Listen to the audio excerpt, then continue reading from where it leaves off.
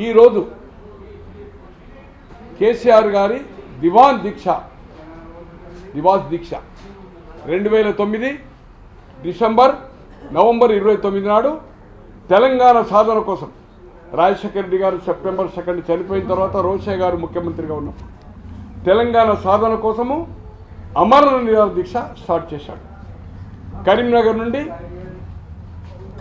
నుండి సిద్దిపేటలో ఒక 20-30 వేల సమూహంలో నిరాహార చేస్తానని ప్రకటించడం జరిగింది.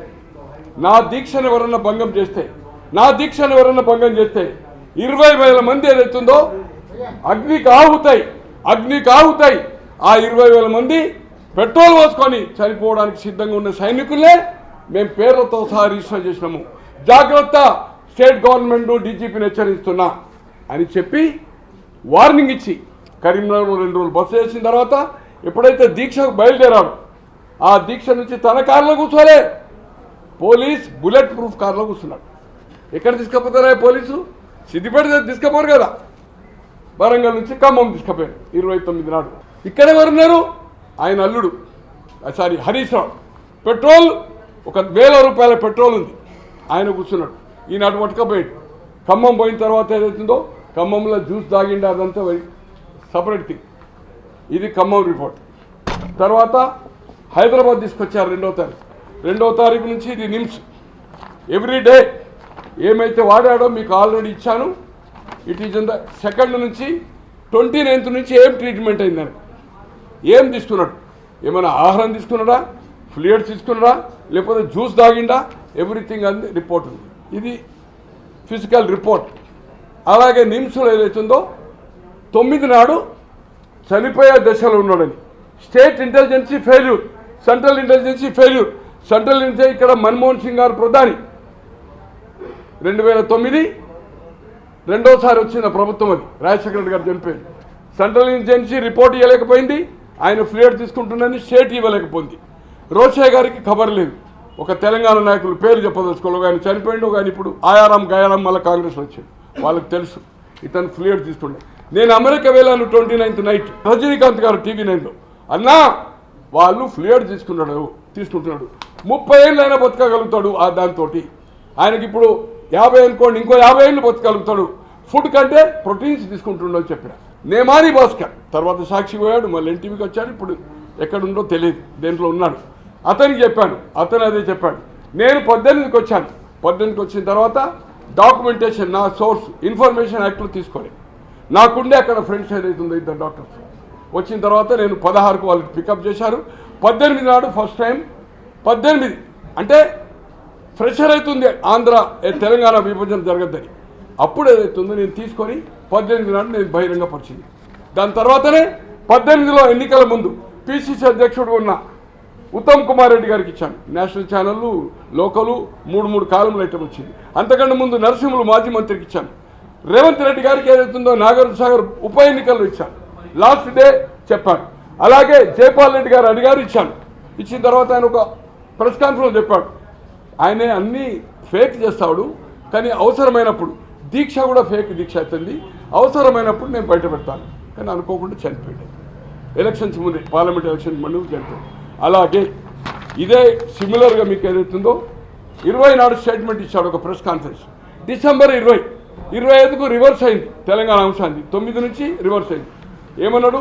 చివరి వరకు పోరాటము, 4 లక్షల మంది చచ్చినా తెలంగాణ పోరు ఆగదు కేసీఆర్. ఆంధ్ర రాష్ట్ర సీఎం కుర్చీ కోసమే సమాఖ్య ఉద్యమము, మాది బ్రతుకుతెరువు పోరాటము, వారిది బలిసిన పోరాటము.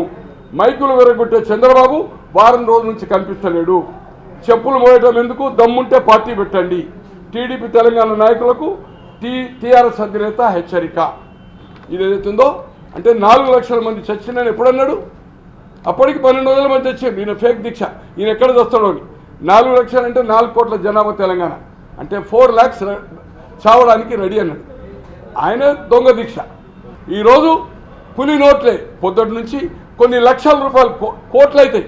జిల్లాలు చూసేది ఉంటే, టౌన్ చూసేది. ఈరోజు తెలంగాణలో ఖర్చు దీని మీద హైప్ క్రియేట్ చేసి దిశాన్ దీక్ష అంటే దీక్ష సాబు నోట్లే తలకాయ పెట్టిండట. పులి నోట్లో తలకాయ, పులి బొమ్మలతోటి. ఆ బొమ్మలు కూడా మీకు షేర్ చేశాను. ఏదైతుందో నిన్న చూసిన తర్వాత నేను ఢిల్లీకి అనుకోని పరిస్థితిలో ఒక పని కోసం వచ్చాను. ఎప్పుడైతే నిన్న హైపు నిన్న మనం చూసినో కవిత గారు ఇప్పుడు రంగప్రవేశం చేస్తారట ఇవాళ 4 గంటలకు. ఇక్కడ నుంచి భారతదేశం అంతా భారత జాగృతి తెలంగాణ అంశాన్నో లేకపోతే ఆమెకు జరిగిన అన్యాయన్నా పార్టీకి జరిగిందా ఏమనేది దేశం అంతా తిరుగుతారు. నేను డిమాండ్ చేస్తూ ఉన్నాను రేవంత్ రెడ్డి గారిని, భట్టి గారిని, తర్వాత ఏదైతుందో మర్చిపోయినా వెంకరెడ్డి గారు కూడా మొన్న డాక్యుమెంట్ ఇస్తే వారు కూడా చెప్పారు కానీ డాక్యుమెంట్ రిలీజ్ చేయాలి. ఆయన దగ్గర మొత్తం సెట్ చేసి పెట్టారు సెక్రటరియట్లో. నేను డిమాండ్ చేస్తూ ఉన్నాను, ఈరోజు మీరు ఒక కమిటీ వేసి లేదా నిమ్స్ నుంచి ఇది వాస్తవమా కాదా మీరు చెప్పారు అధికారంలో లేనప్పుడు. ఆయన నిజంగానే దీక్ష అంటుండు, నా దానికి ఎప్పుడు కౌంటర్ రాలి. ఈరోజు మీరు అధికారంలో ఉన్నారు కనుక అంటే ఇంపార్షియల్గా ఈ ఎంక్వైరీ చేసేది అవుతుందో దీన్ని రిపోర్ట్ను బయటపెట్టాలా, అతను చేసింది దొంగ దీక్షనా కాదా, అమాయకులను చంపాడా లేదా, అది కావాల్సింది. మొదటి అసెంబ్లీలో 1200 మంది చనిపోయిందని ఉద్యమంతో చెప్పి మొదటి తీర్మానం అసెంబ్లీలో 1200 అమరవీరులని సంతాపమని చెప్పారు. కానీ ఎంతమందిని ఐడెంటిఫై చేశారు 10లో 468 మాత్రమే. ఇంకా మిగతాయి ఈ 1200 కాంగ్రెస్ వాళ్ళు కూడా చెప్పారు, ఎంపీలు ఇలా మంత్రుల వాళ్ళు చెప్పారు.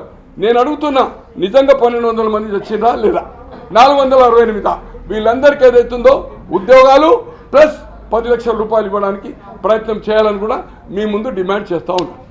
ఇంపాల్లో వెరీ ఇంపార్టెంట్ ఇది.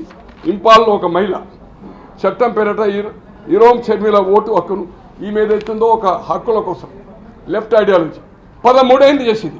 పోలీసు కస్టడీలో హాస్పిటల్లో ఆమె దీక్ష విరమించకపోతే ఫోర్స్లీ రోజు ఏదైతుందో 13 సంవత్సరాలు ఏదైతుందో ఫ్లూయిడ్స్ మీదనే ఉంది. దీనికంటే కేసీఆర్కు వాడిన ఫ్లూయిడ్స్ మోర్ పవర్ఫుల్. 13 ఇయర్స్ తర్వాత విరమించింది ఈమె దీక్ష. 13 ఇయర్స్. ఇంపాల్లో ఈమె పేరేందంటే షర్మిల, ఇరోమ్ షర్మిల 13 ఇయర్స్.